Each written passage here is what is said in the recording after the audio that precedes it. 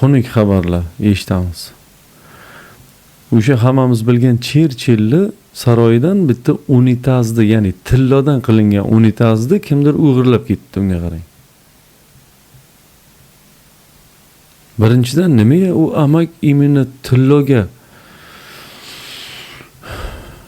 yuzingni hay tilloga rakvana qur. Eng qizig'i kim o'g'irlagan buni? Manga qara, ani Farruh santexnik yo'qoldi deding-a? Topildi ana shu. Topildi mana. Mana unitaz yo'q, tillodan qilingan. Lekin qat'a u balkim Farruh santexnik emasdir. Chunki u bo'lsa mana birdan ko'tarib ketmaydi-da. U kelib birinchi tepadagi boltchani yechib oladi-da, o'rniga sariq qo'yib ketadi, Coca-Cola'nikidanmi? U takdan yechishni boshlaydi.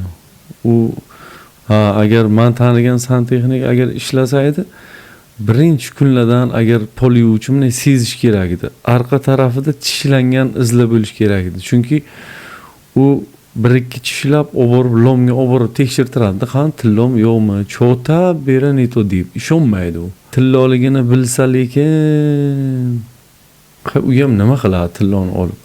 Bu saroy-ku bu. Bu yerdan olib chiqib ketolmaydi buni.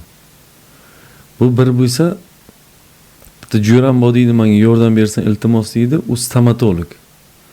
Kelib har kuni Jo'rani santexnik tishini polni sug'urib olib tashalgan, har kuni tishsiz keladi-da, stomatolog o'nta tish qo'ydirib olib chiqib ketadi. Endi ibi tilla tish qo'ydiradi.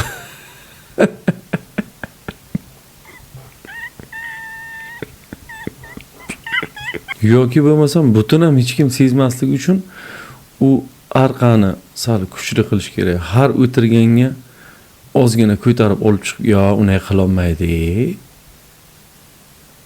U arqa bilan yong'oq choqsa ham borku, bundan qitti yulib olib ketib bo'lmaydi. Unday qila olmasa kerak.